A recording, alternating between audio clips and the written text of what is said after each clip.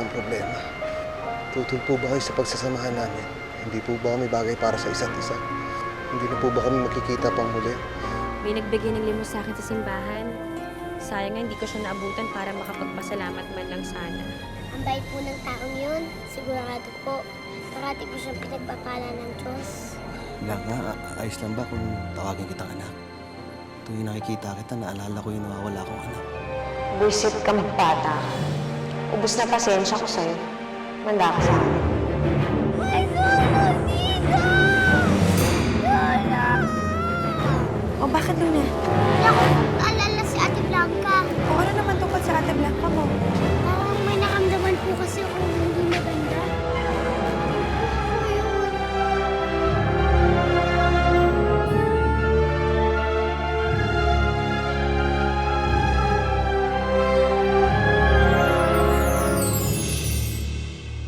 Ako, kundi dahil sa kaburaraan mo. Hindi sana muntik masunog yung kusina. Ay, nako. Dahil sa'yo, nasaktan tuloy ang anak ko. Ma, hindi naman malala yung paso ko eh. Ano ba ang ginagawa mo dun sa kusina? Tumutulong mo naman po ako sa paggawa ng paboritong soup ni Tito. Pero wala po talaga akong ginawa. Nagulat na lang po ako na biglang lumaki ang apoy. Problema kasi sa'yo ang hilig mong makialam. Pinagsisiksikan mo yung sarili mo kay Luis eh. Kaysa makatulong ka, lagi lang siya napapahamak. Kaya nga, alam mo, hindi talaga dapat lumapit si Blanca kay Luis. Huwag mo nasisihin yung bata. I'm sure hindi naman niya ginusto yung nangyari. Anyway, sa susunod, Blanca, huwag ka nang makikialam sa kusina, ha? Sundin mo na lang lahat ng sinasabi sa iyo ng Tita Consuelo mo at ng Tita Divine mo. Mabuti pa, maglaro ka na lang sa kwarto mo. O kaya manood ka na lang ng TV. Imbis na pinakikialaman mo ang Tito Luis mo, ni-istorbo mo siya. Nanintindihan mo? Opo. Sige, punta ka na doon sa kwarto mo.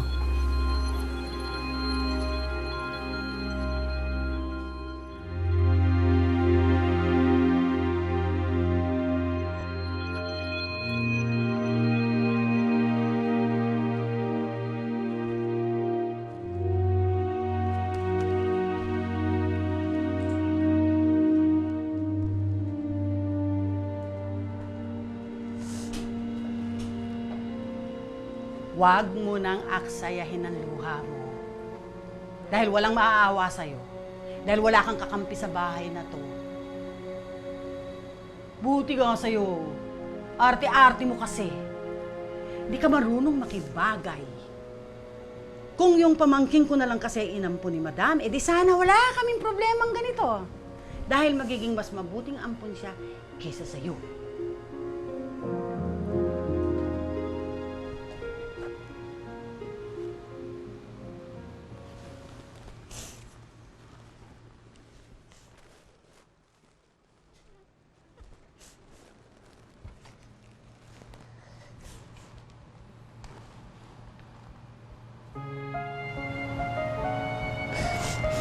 Inay. Tama si Manang ni Luisa.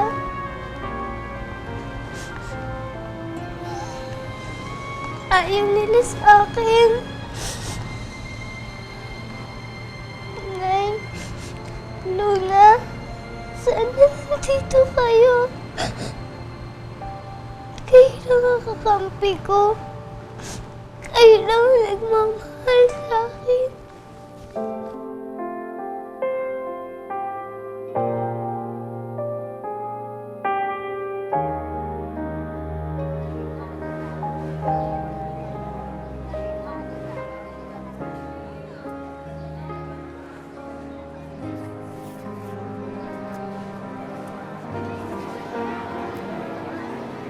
Ay,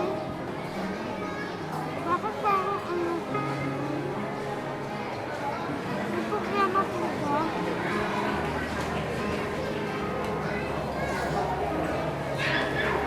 Naiisip ko kasi ang ate mo, Lulu. na miss ko na siya. At alam ko na namimiss mo rin ang ate mo. Opo, Nay. Sa malaginip ko lang po makikita si Ate Blanca. Miss ko na po siya. Paglalo,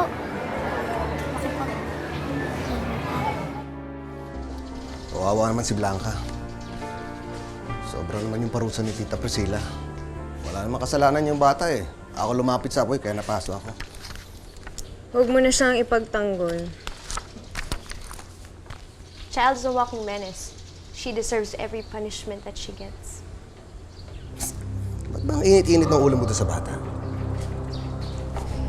Ibabalik ko sa'yo yung tanong na yan. Bakit bang lapit-lapit ng loob mo dyan kay Blanca? Dahil ba galing siya sa squatter tulad ng mahal mong si Rowena? Ikaw hindi ka marunong mandala eh. Hindi mo ba naiisip? Pinagpalit ka na nun. Iniiwan ka na ng squatter na yon. Wala kang pakialam kung sino gusto ko maging kaibigan. Kahit galing siya sa squatter, marunong siyang gumalang. Hindi katulad mo, nakapag-aral ka nga. Sobra ka nun maghusga.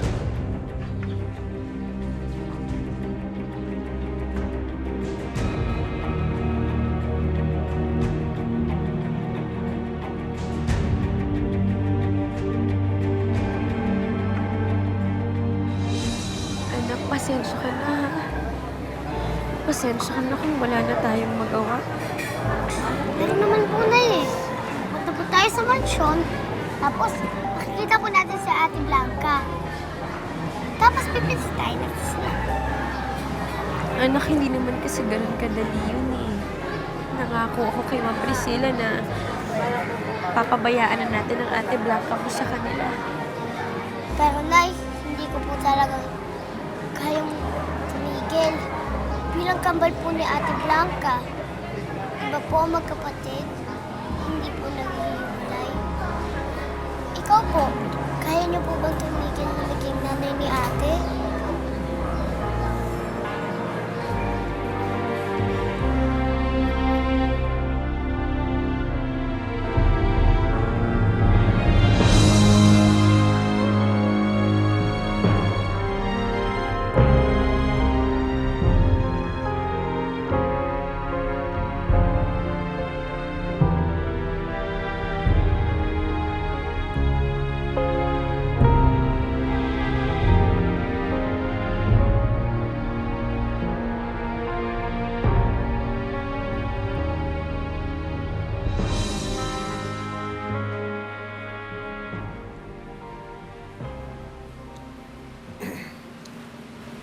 Anong ginagawa mo dito?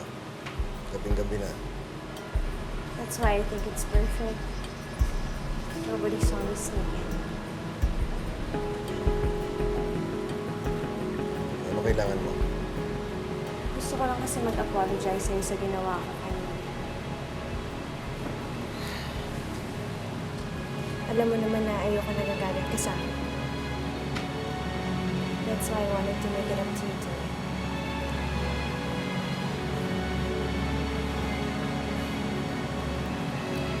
Divine. Quit talking.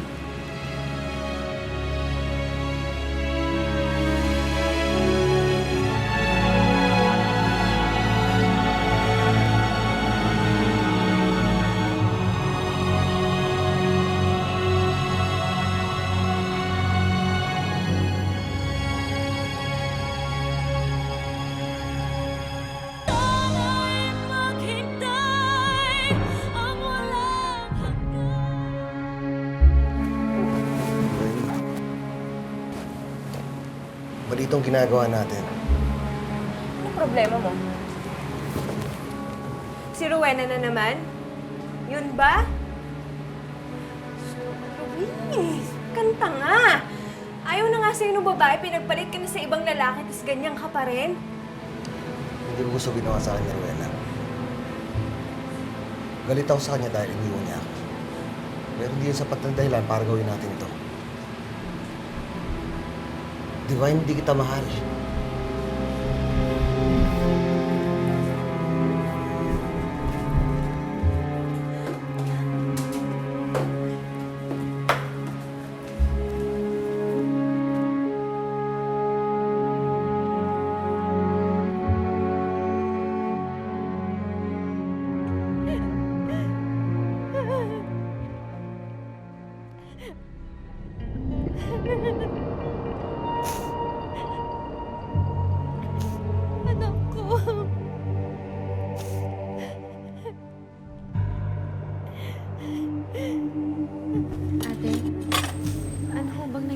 Bakit siya umiiyak?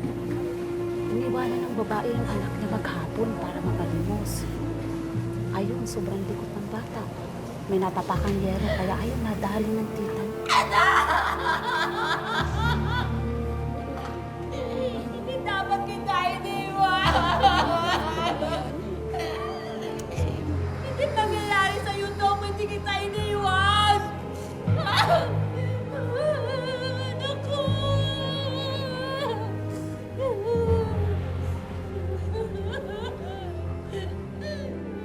Kawawa naman po kayo. Kahit hindi niyo po sabihin, alam po namin ni Luna na hirap na po kayo. Andito po kami mga anak niyo. Tutulungan ka po namin. Sama-sama po tayong tatlo. Pangako, anak. Hindi ko kayo iiwan. May isang sorpresa po ako sa inyo. Tayong tatlong dalayan tayo. Tayong tatlo? Opo. I love you, Inay.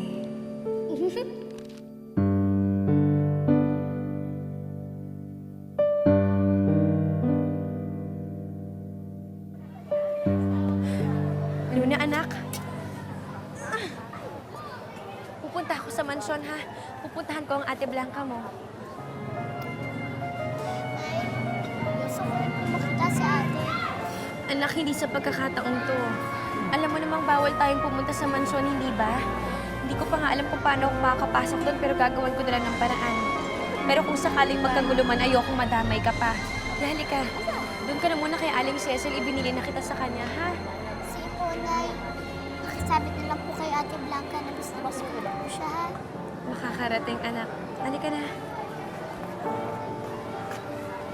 Aling Cecil, kayo na po munang bahala kay Luna, ha? Oo, sige. Iwanan mo siya, ako bahala sa kanya. Anak, papakabait ka, ha? Sandali lang, nanay. Hindi ako magtatagal, ha? Huwag kang malikot. Kayo na pong bahala. Sige, Luna, ako bahala. Sige na lang. Na, gusto mo kumain?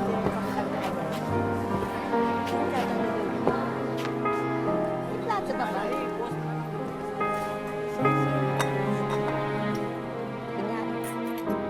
Alam mo, sobrang nakakaya talaga yung nangyari kagabi. Kasi I literally threw myself at this guy. Tapos siya pa yung may gana na itulak ako. Parang feeling ko tuloy, ano to, meron akong sakit na nakakahawa. Grabe ka naman.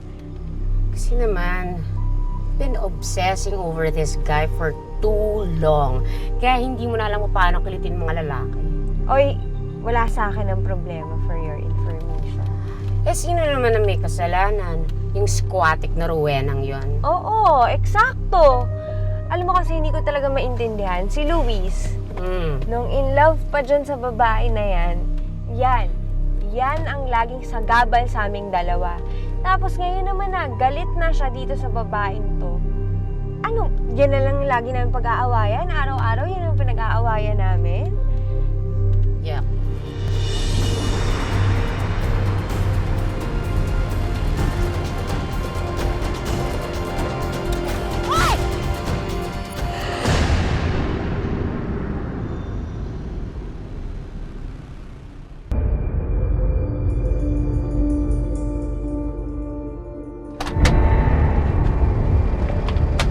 Hey!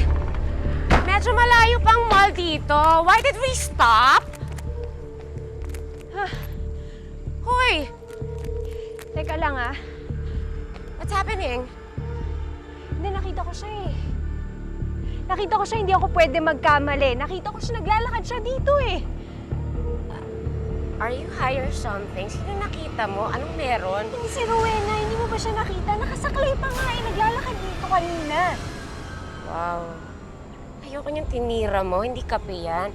Alam mo, masyadong lalaro yung imagination mo Wala kang nakita, walang kahit na ano. Sorry, it's just your imagination. Medyo napapraning ka. Tara na. Tara na. Hi! Let's go to the mall!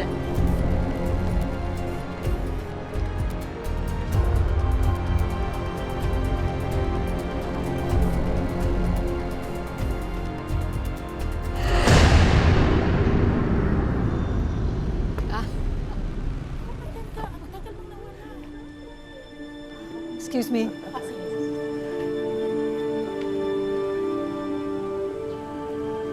Anong ginagawa mo rito? Ma'am Priscilla, gusto ko lang hong makita at makasama ang anak ko. Kahit mo sandali lang. Pumapayag naman ho ako na makihati kayo sa kanya bilang utang na loob ko sa inyo sa pagpapagamot sa anak ko. Rowena, hindi ba may pagkakasunduan na tayo? Hindi ba nangako ka hindi mo na kami guguluhin ni Blanca? Ma'am Priscilla, huwag niyo naman pong ipagdamot yung bata. Siguro naman ho nauunawaan niyo ko. Bilang alam niyo ho kung ano ang pakiramdam nang nahiwalay sa inyo ang mga anak ninyo nung nang ibang bansa sila.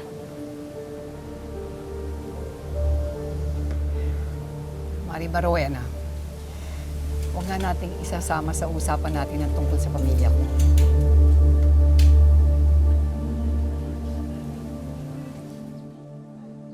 Nay!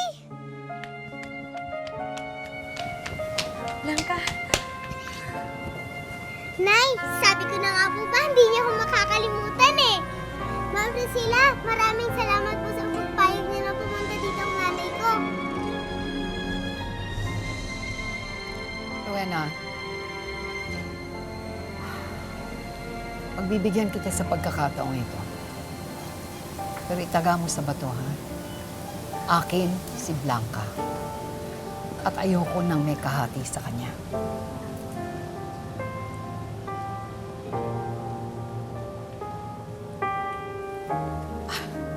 Saan nga ba tayo kanina? Nay, nasan po si Luna? Bakit hindi niyo po siya kasama?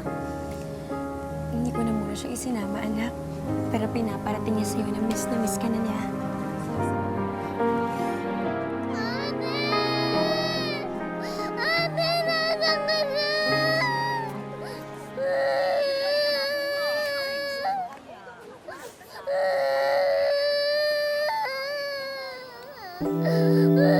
Ate, nasan ka na?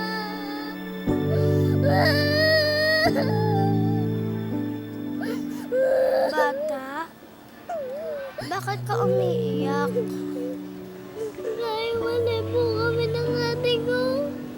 Hindi ko na po na makita.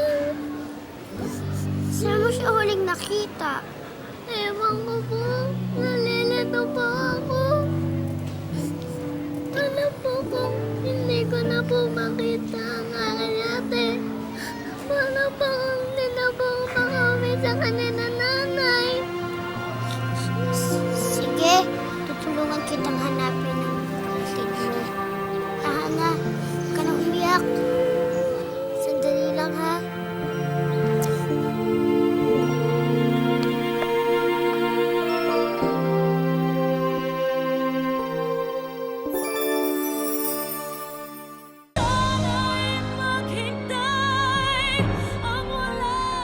Kumusta ka na, anak, ha? Mabuti naman Nandun po. na po kayo sa likod. Marami daw po kasing bisita sila. Tara.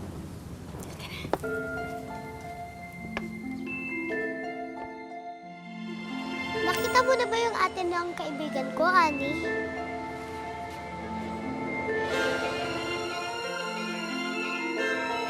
Talaga? Siya yun? Salamat sa tulong mo, Ani. Maasahan ka talaga.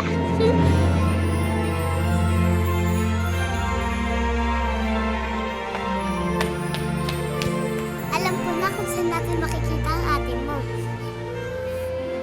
Ikaw, sumamak sa akin. Yan ba yung ate mo? Ate!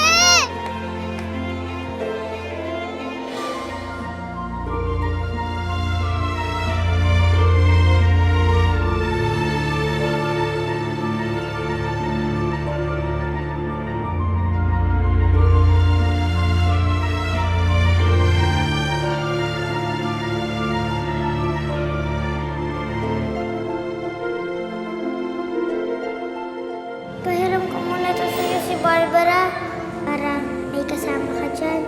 Baka magalit sa'yo si Inay. Kasi di ba sabi ko sa'yo, noong mo kong lalapitan?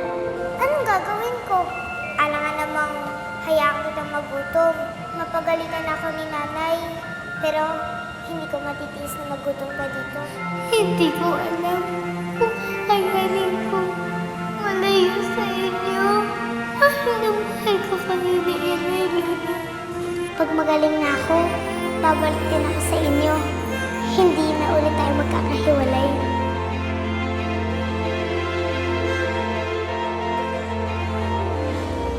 Nakakaingit sila, Ani.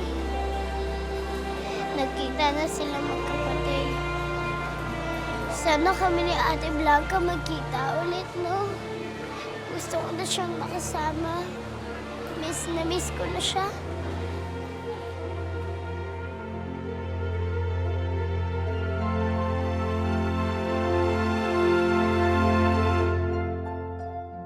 Nay? Bakit ang tagal-tagal niyo pong hindi dumalaw? Akala ko po, totoong kinalimutan niyo na ako. Pasensya ka na, anak. Medyo magulo lang isip ni nanay nun. Pero ngayon, alam ko na kung ano yung gusto ko. At yun na yung makapiling ka. Totoo po, Nay? Oo, anak. At walang sino man ang pwedeng magbawal na magkita tayo. Salamat po, Nay. Mahal na mahal ko po kayo. Mahal na mahal din kita, anak. Bukas na nga kasi tayo mag-shopping, Tetchi. Nawala na nga ako sa mood.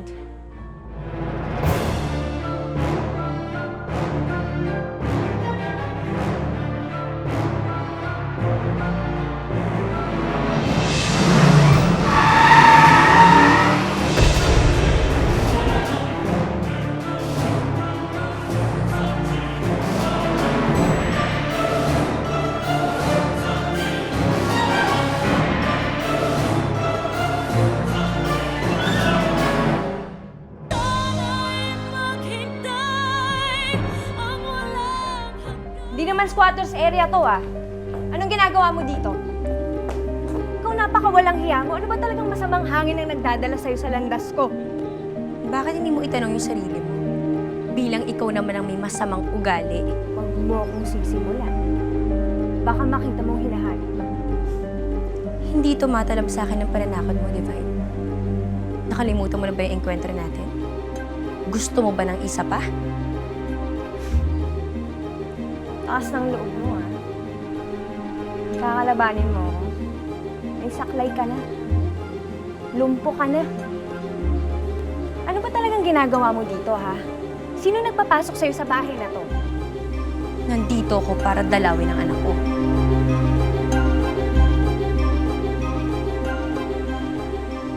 Sino anak mo? Si Blanca? Oo, Divine. Anak ko si Blanca.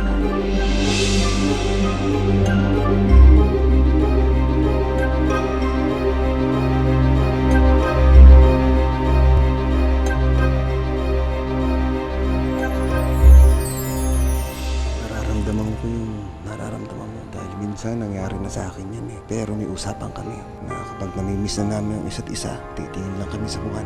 Dahil ang buwan ang magiging tulay. Ang magiging tulay. Para kahit malayo, magkasama pa rin. Paano mo nalaman eh? Si Luis and Rowena, baby nila, si Blanca. Bibisitahin lang namin yung bata. Kabiling-bili na po ni Madam Priscilla na huwag kayong papasukin dito sa village. Ngayon pa lang, laglag na ako kay Luis. Paano pa pag nagkita sila ni Rowena? Hindi ako papayag na maging one big happy family sila. Magic! Ganito po!